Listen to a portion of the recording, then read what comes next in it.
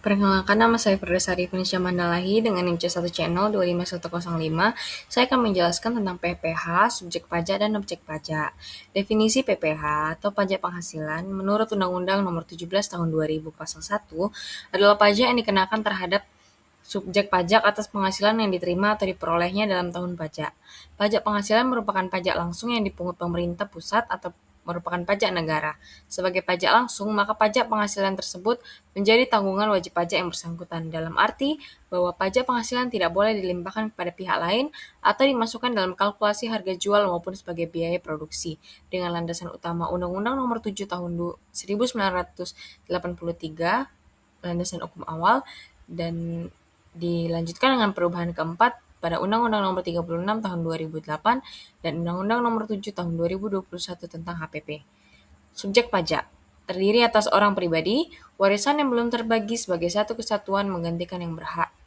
Subjek pajak badan terdiri dari perseroan terbatas, perseroan komanditer, perseroan lainnya, BUMN atau BUMD dengan nama dan bentuk apapun, firma, kongsi, koperasi, dana pensiun, persekutuan, perkumpulan, yayasan, organisasi massa, organisasi tiga sosial politik, atau organisasi lainnya, lembaga, dan bentuk badan lainnya termasuk kontrak investasi kolektif. Yang terakhir, badan usaha tetap atau disingkat BUT. Klasifikasi subjek pajak. Yang menjadi subjek pajak dalam negeri yakni bertempat tinggal di Indonesia lebih dari 183 hari dalam jangka 12 bulan, badan yang didirikan atau berkedudukan di Indonesia.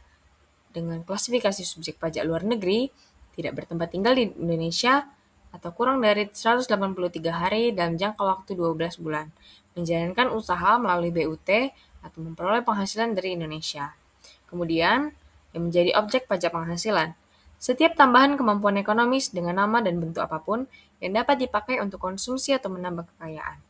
Contoh yang menjadi objek pajak penghasilan, penggantian atau imbalan pekerjaan yang meliputi gaji, upah, tunjangan, hadiah undian dan laba usaha, bunga, dividen, royalti dan sewa, keuntungan selisih kurs mata uang asing.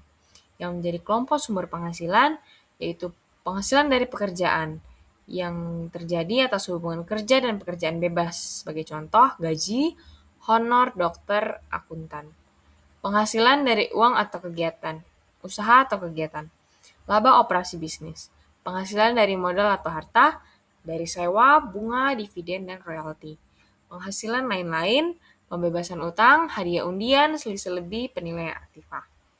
Pengecualian objek pajak. Ada 5, yaitu bantuan atau sumbangan, termasuk zakat atau sumbangan keagamaan wajib, harta hibahan yang dapat dari keluarga saudara lurus satu derajat, dan warisan.